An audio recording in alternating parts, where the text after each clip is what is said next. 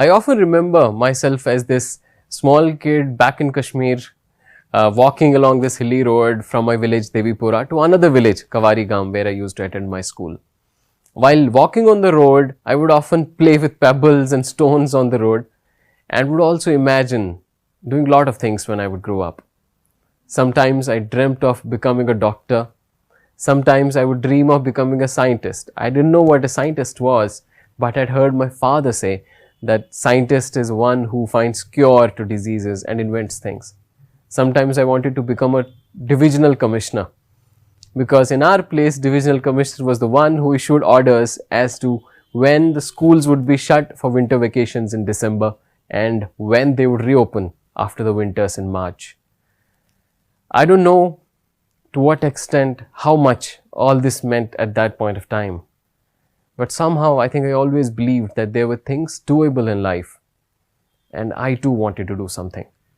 Hello everyone, my name is Athar Amir Khan. I'm an IAS officer. Today I'm here to share my story with you. I come from a village called Devipura in Anantnag district of Jammu and Kashmir. Growing up in Kashmir, especially during the turmoil times, was a bit difficult for everyone. Hartals, strikes, and the situation around would often keep schools shut for a long time. Many youngsters, including my friends, dropped out of school in class 8th, 10th, and some even in class 12th. I somehow was really fortunate. My father is a school teacher. He and my grandfather, they ensured that I went to school properly, or at least I was studying at home. My grandfather is an illiterate person. He doesn't know how to read and write, but has been extremely passionate about my education. He would often come to my school and ask my teachers about how I was doing in different subjects. He had no idea what science is or what mathematics is. He would still come to school and ask my teachers, ये maths में कैसा करता है? ये science में कैसा करता है? ये school bunk तो नहीं करता है? How is he doing in science? How is he doing in maths? Does he bunk classes?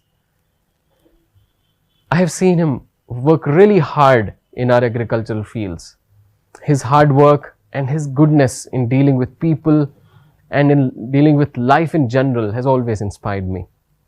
And I always make it a point that I honor what he has taught me and follow what I have learned from him. During the school days, I always tried to take part in the extracurricular activities, whichever they were.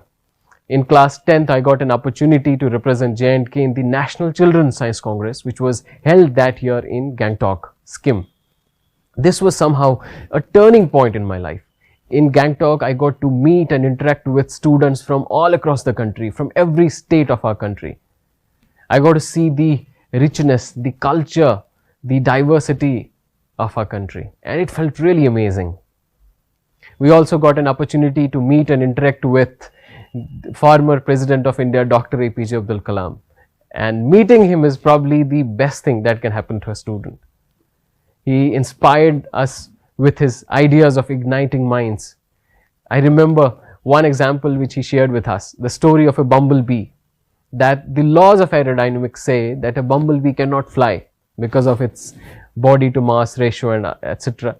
But it flies because it wants to fly. It has always given me hope and also always given me courage to work hard. After my class 10th, I started preparing for the different entrance examinations.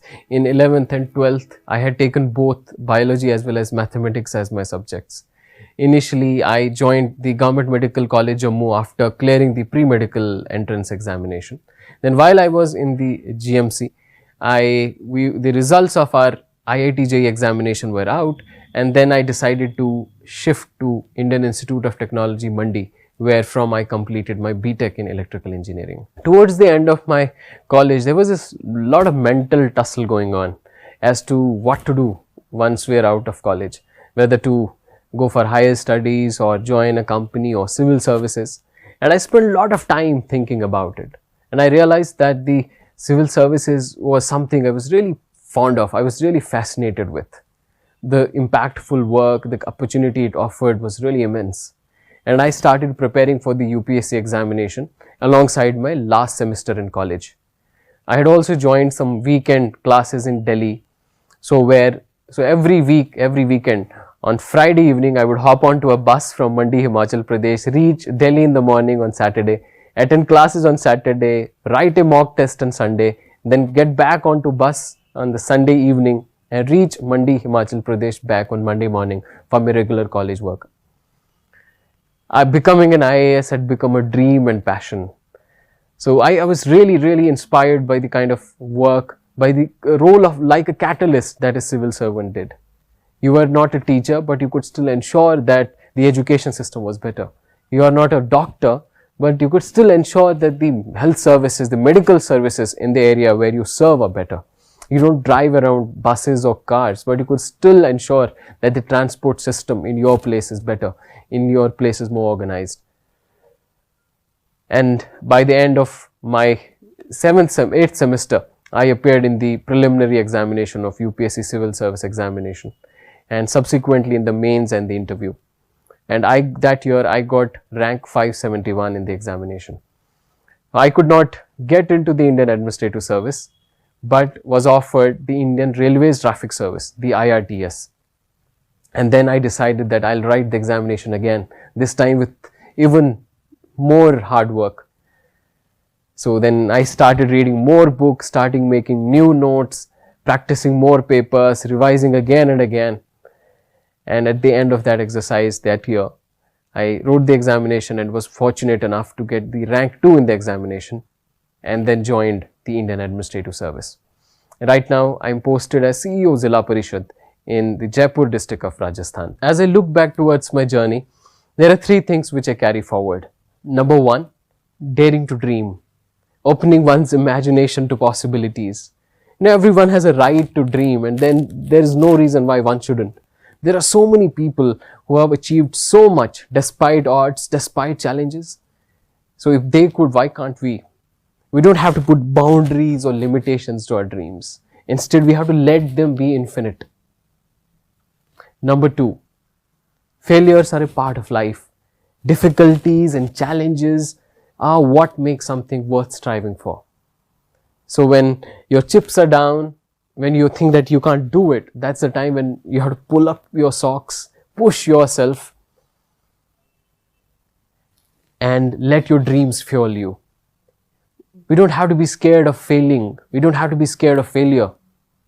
Instead, we have to try harder and just do our part. As somebody has rightly said, that there may be so many reasons for not doing something. We have to find that one reason to do it. And number 3, we don't have to take anything for granted. I strongly believe that I was really fortunate among the kids who used to study with me back in my village. Some of them were far more talented and far more hardworking than me. But the conditions within their homes or situation outside did not let them achieve their dreams. Instead, I was lucky enough that I could study well. I could study in an IIT. I could even prepare for civil services in Delhi. So this is not some sort of a success born out of individual hard work or talent. It's also a story of being fortunate. And it is this which calls for far greater responsibility. It calls for greater compassion and kindness. It calls for far greater service to the people who are not as privileged as us. And as my grandfather puts it, it's this privilege which calls for making oneself more useful to the society and people around us. Thank you so much.